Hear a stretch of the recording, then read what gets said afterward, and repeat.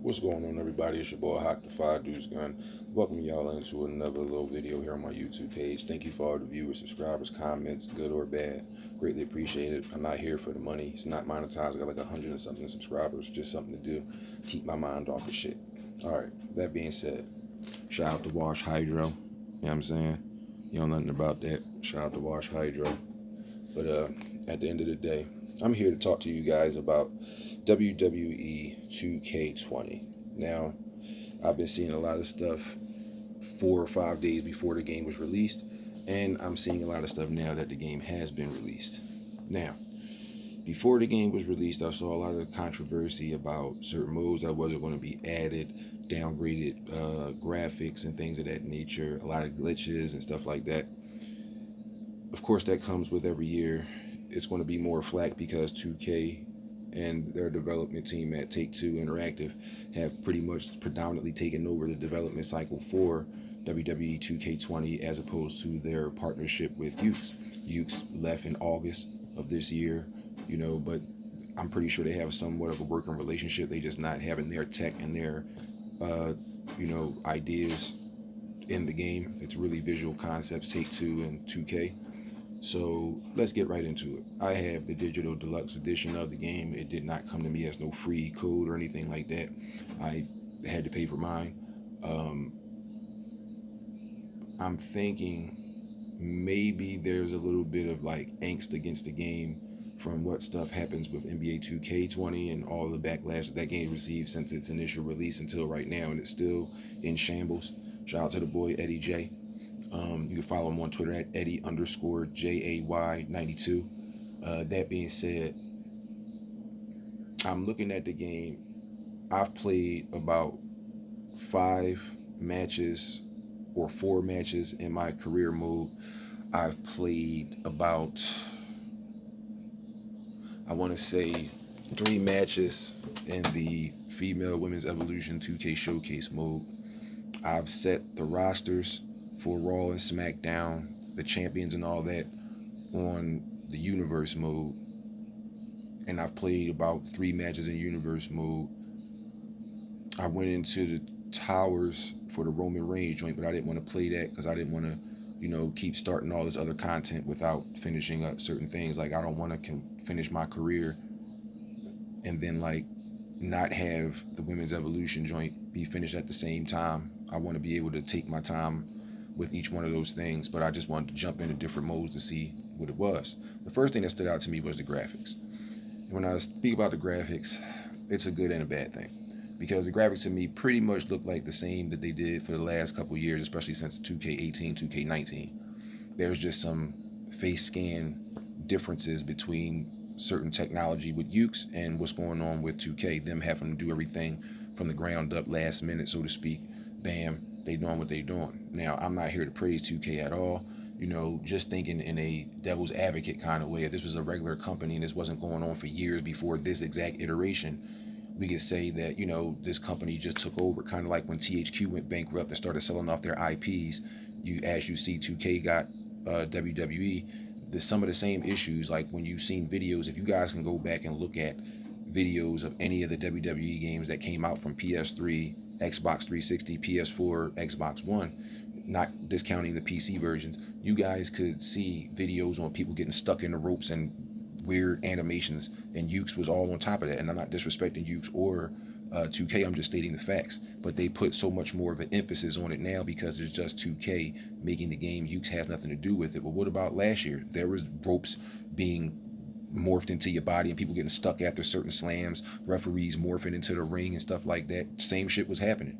I guess that is happening now at a more frequent clip, so they say. Bam, this joint is horrible. Well, in my opinion, the graphics aren't as bad as people are making them out to be. When I looked at the video from that initial cut scene from the story mode where you're in the gymnasium, you're in your lunchroom. When I watched videos on that before the game came out from certain content creators who said they had early access to the game and got flew out by 2K to play the game, the videos literally made these people blocky and polygonal like I was looking at a PS2 game. Yet when I played the game, they didn't look that blocky and polygonal. It didn't look that downgraded at all. In fact, they were almost on par with the characters that I created. or the people that I edited between Trey and Red. So I didn't get that. Watching certain intros, I went in there and added pyros and shit to intros, like specifically Seth Rollins and Roman Reigns that I can remember off the top because they reintroduced pyro. So the whole burn it down where the fire comes up, I put the fire in there, and the part that right before he walks out on Seth Rollins joint. And on Roman Reigns, I went into his and went to the advanced creator for the intro and switched his joint from regular Roman Reigns 1 to the Roman Reigns 2 joint where he check his fist and punch down, and then his pyro come out. Bam, I put that on there, so I had to edit that up. When I watched the game in motion, the graphics are cool, and I have a PS4 Pro. At the time, I was playing it on a regular 1080p 60 hertz little monitor, but I have a 55-inch 4K HDR smart TV. I have yet to have played it on there yet, but I played it on my brother's 50-inch before, and the graphics, it moves smooth. Like the animations are a little smoother to me because they slowed down how certain grapples work.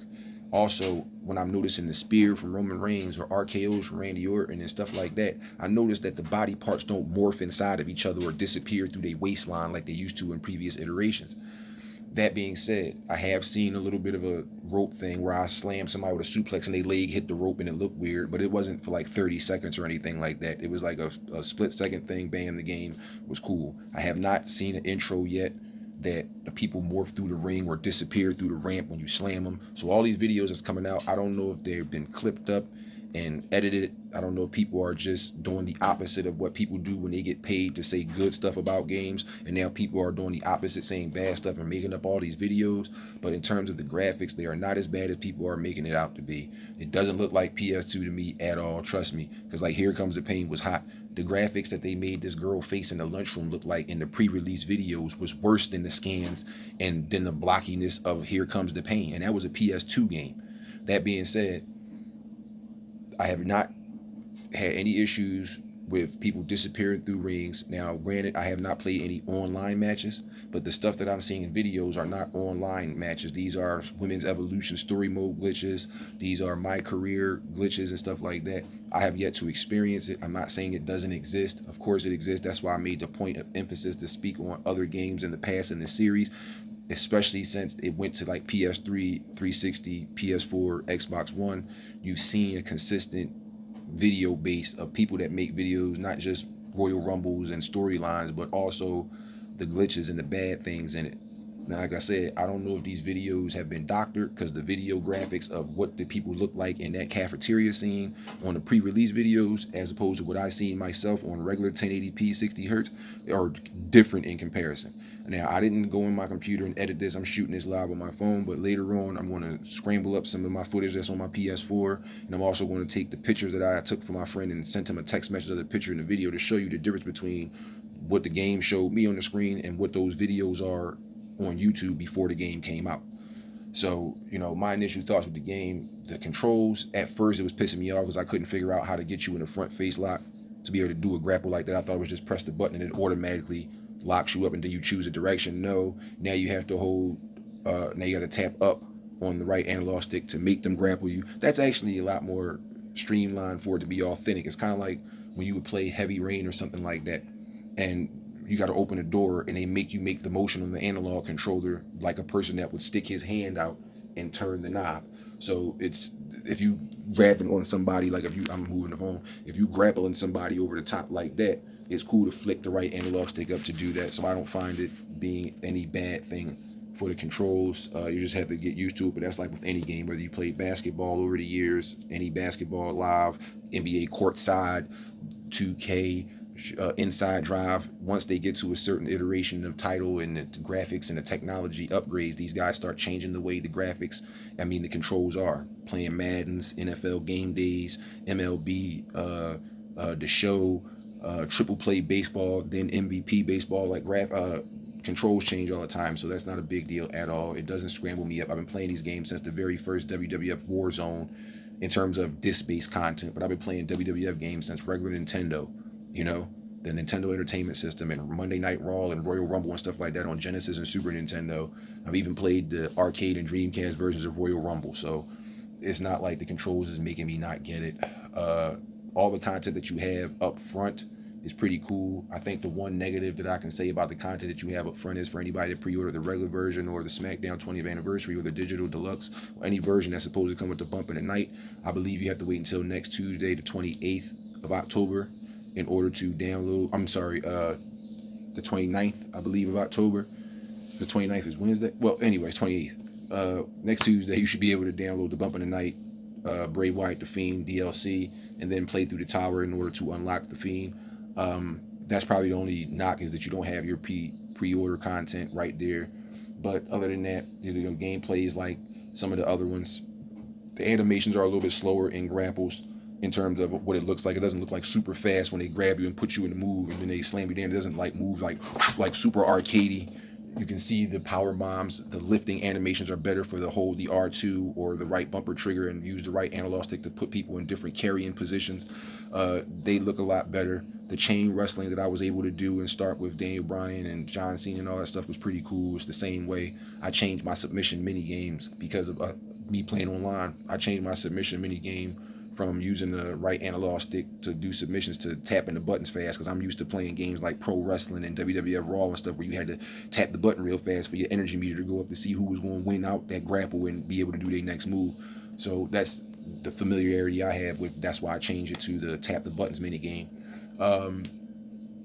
As I said, like, I'm only about 4 or 5 matches into the story mode, the career mode, should I say. I don't think VC really stands to even exist in that game for some reason, because if you have the accelerator and everything, it's automatically unlocked. It's not like you have the option this year to say, yes, use the accelerator to unlock everything. As soon as you download the game, if you pre-order the version that comes with that, or if you have the disc-based version, you put your code in and it comes with that. As soon as that game boots up, all that stuff is installed and it automatically unlocks everything. If you have the accelerator, you don't have the choice to use it or not. But there is still costumes, arenas, and different variations of wrestlers to unlock throughout the evolution mode. I believe through the career mode as well. The VC, you get 30,000 just for having the game and getting the game as a thank you from 2K. If you have the deluxe edition, you have another 25,000 VC. I believe you get 50,000, because I started with 80,000 VC, and it was like they gave me 50,000, and then it was like, as a special thank you for getting the game, it was like 30,000 or something like that, or 25,000. It was 25,000 extra for the deluxe version. It was 30,000 for just saying getting the game. And I don't know where that other 30,000 came from, but I started off with like 80,000 VC, and then earning more. I'm at like 92,000 VC from the story mode stuff that I've done so far, or 88,000. But your progression doesn't go through buying it with VC. It's the attribute points that comes with it. You get 25 attribute points, all the boost slots unlocked, 8 free boosts, as well as, points to spend on your experience. But yet, as of yet, I haven't seen it. The VC is like, you put your stats up and it takes your VC. It's just the points, and once they run out, you have to earn more to stat boost, just like, I guess, the boosting badges and attributes inside of NBA 2K. My first thoughts is pretty much the same game. It's just that 2K put their touches on it. Yes, there is some graphical downgrades in terms of the face scans for particular WWE superstars. You can tell, but that comes with the knowledge that, damn, Hughes is not there no more, and 2K had to do their own thing. It's a pretty cool game so far. Hopefully, I don't start experiencing none of those glitches that I had. I'm going to rate it at this point right now a 7 out of 10, maybe a 6.5 out of 10. I don't care about creating the belt mode. GM mode should be back, and they should really start doing updates and patches for arenas and characters and things of that nature, just like they do with basketball. Be blessed, less stress, fear no evil, stay vigilant, and I'll see you guys next time.